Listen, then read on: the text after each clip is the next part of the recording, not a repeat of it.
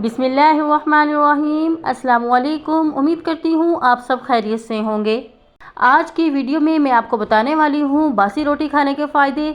जी हाँ, वही बासी रोटी जो आप लोग छोड़ देते हैं, रात की बची रोटी नहीं खाते, वो आपकी बहुत सी मुश्किलात आसान कर सकती है और आपको सेहत के साथ साथ खूबसूरती भी दे सकती है। आज की वीडियो में मैं आपको बताने वाली हूँ ऐसी मालूमात जो आप में से बहुत से लोगों को नहीं मालूम और बहुत से लोग जानते होंगे।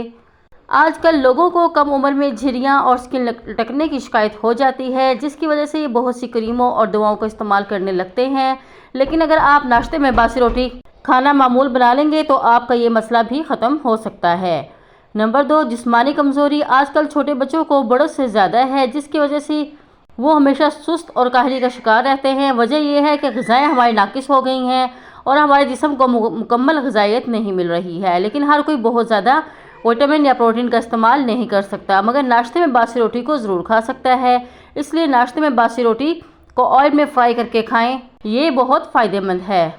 सर्दी हो या गर्मी, खांसी किसी भी वक्त हो जाती है और कुछ लोगों को तो इतनी ज़्यादा होती है कि वो बग़ैर सांस लिए खांसते हैं, जिसकी वजह से इनको दिमागी कमज़ोरी भी होने लगती है।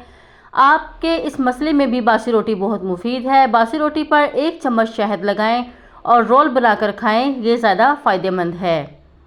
हड्डियां कमज़ोर होने की एक बड़ी वजह इनमें फ्लोइड की कमी होती है और रोज़ाना दिन में किसी भी वक्त बासी रोटी का इस्तेमाल चाहे सालन के साथ कर लें या मक्खन लगाकर खाएं, यह आपकी हड्डियों को मजबूत बनाने में आपकी बड़ी मदद करेगी।